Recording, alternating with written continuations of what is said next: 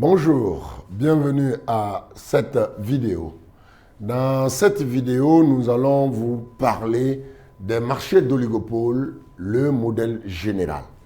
C'est-à-dire dans celle-ci, nous allons maintenant planter le décor par rapport à l'évolution de notre modèle, nos différents modèles sur le marché d'oligopole.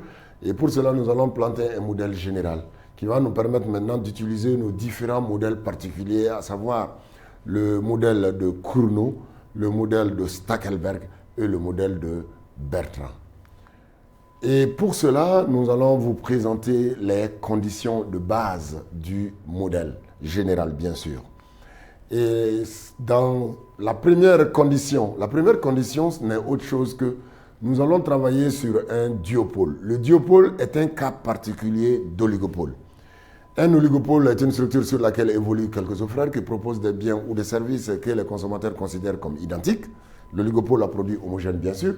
Et le duopole est un cas particulier d'oligopole. Pourquoi? Parce que le duopole n'est autre chose qu'une structure sur laquelle évoluent deux firmes qui interagissent. Nous avions dit dans la précédente vidéo qu'est-ce que c'est l'interaction. Ce n'est autre chose que le fait que le résultat auquel arrive une firme ne dépend pas seulement de ses propres efforts, mais aussi dépend de l'appréciation qui est faite par les adversaires de sa décision. Et nous supposons aussi que les deux firmes proposent le même prix, quand même pour ce qui va concerner le modèle de Cournot et le modèle de Stackelberg.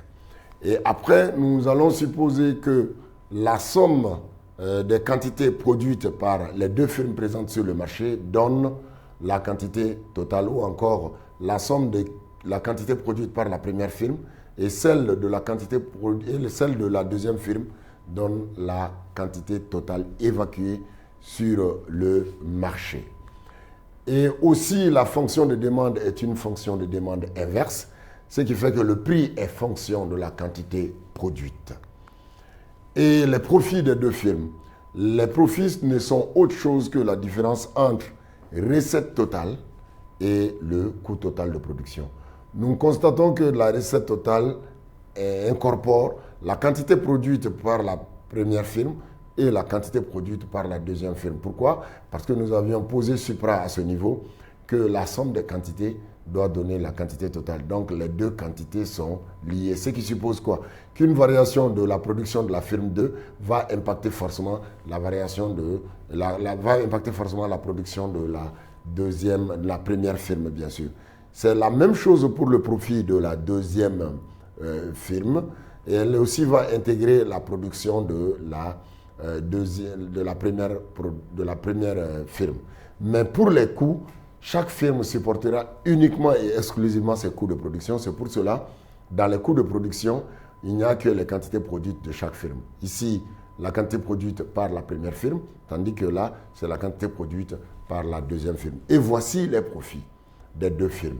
Et chaque firme va faire quoi? Intuitivement, dans l'idéologie classique et néoclassique, les firmes sont maximisatrices de profit. Donc chaque firme va maximiser son profit pour avoir le maximum de profit possible, sous l'hypothèse qu'il y a interaction entre elle et sa firme, et la firme rivale ou encore la firme concurrente. Et dans cette dynamique de maximisation de profit, cela va nous permettre d'avoir un concept très important qu'on appelle les variations conjecturales. Les variations conjecturales que nous allons définir dans la fin de cette vidéo. Et nous constatons quoi? Qu'en dérivant sa fonction, la firme va maximiser sa fonction de profit et elle va avoir la dérivée de la recette. Si nous prenons la première firme, la dérivée de sa recette totale ici, c'est ça la dérivée de la recette totale, qui va donner la dérivée de la recette totale ici, ça c'est la recette marginale, cet ensemble-là, ces deux ensembles-là. Mais il faudrait qu'on fasse beaucoup attention à cette deuxième partie de l'expression, c'est-à-dire cette dimension-là. Pourquoi il y a cette dimension? Parce que simplement, quand la quantité produite par la firme 1 va varier, sa recette totale va varier. On a cette dimension ici. Première variation. Mais n'oublions pas que quand la quantité va varier, la quantité produite par la première firme va varier, cela va impacter la quantité produite par la deuxième firme. Et cet impact sur la quantité produite par la deuxième firme va aussi impacter la recette totale. C'est ce qui fait que nous créons cette expression intermédiaire-là, qui est un peu atypique à première vue. Pourquoi? Parce que simplement, il y a ce que nous appelons une réaction en chaîne. C'est-à-dire que Q1 en variant va faire varier Q2, c'est ce qu'on voit là, Q1 en variant ici, va faire varier Q2, et Q2 en variant va faire varier aussi le revenu total. Et cette relation-là est appelée par les mathématiciens la relation en chaîne. C'est-à-dire que cette relation en chaîne suppose quoi? Que la recette totale va varier. Pourquoi? Parce que la quantité produite par la firme a varié et la variation de la quantité produite de la firme va varier, va faire impacter aussi la quantité produite par la deuxième firme qui aussi va faire varier la recette totale. Ce qui est déjà logique parce que nous avions dit que la recette totale est fonction de la quantité produite par la deuxième firme. C'est la même relation que nous voyons là. La recette totale va varier parce que Q2 a varié, mais en même temps Q2 en variant va faire varier Q1 et Q1 en variant va impacter la recette totale, ce qui donne cette expression-là. Et à partir de là, nous pouvons aussi inférer les coûts marginaux. Ici, nous voici le coût marginal de la première firme et voici le coût marginal de la deuxième firme. Et pourquoi nous avons opté pour cette expression? C'est pour mettre en évidence ce que nous appelons là, en jaune, ce que vous voyez là, les deux expressions dans les deux profils, qu'on va appeler les variations conjecturales, comme vous pouvez le constater. Et maintenant, qu'est-ce que c'est une variation conjecturale? Par définition, la variation conjecturale n'est autre chose que l'hypothèse que formule une firme sur la variable stratégique de sa rivale. L'hypothèse que formule une firme sur la variation conjecturale de sa rivale. Voici la variation conjecturale de la firme 1.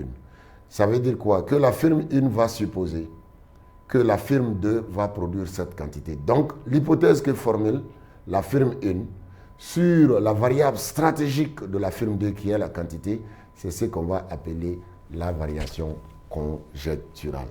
Et ici, vous pouvez constater ici que nous avons la variation conjecturale de la firme 2. Ce n'est autre chose que l'hypothèse que formule la firme 2 sur la variation de la variable stratégique de la firme 1. Variable conjecturale de la firme 1, variable conjecturale de la firme 2. Ce sont des hypothèses que formule une firme sur la possibilité de variation de la variable stratégique de la firme 2. C'est sur ces mots que nous mettons un point final à cette vidéo introductive qui a ramassé un peu le modèle général des oligopoles. Nous vous remercions pour votre attention. D'ici là, portez-vous bien.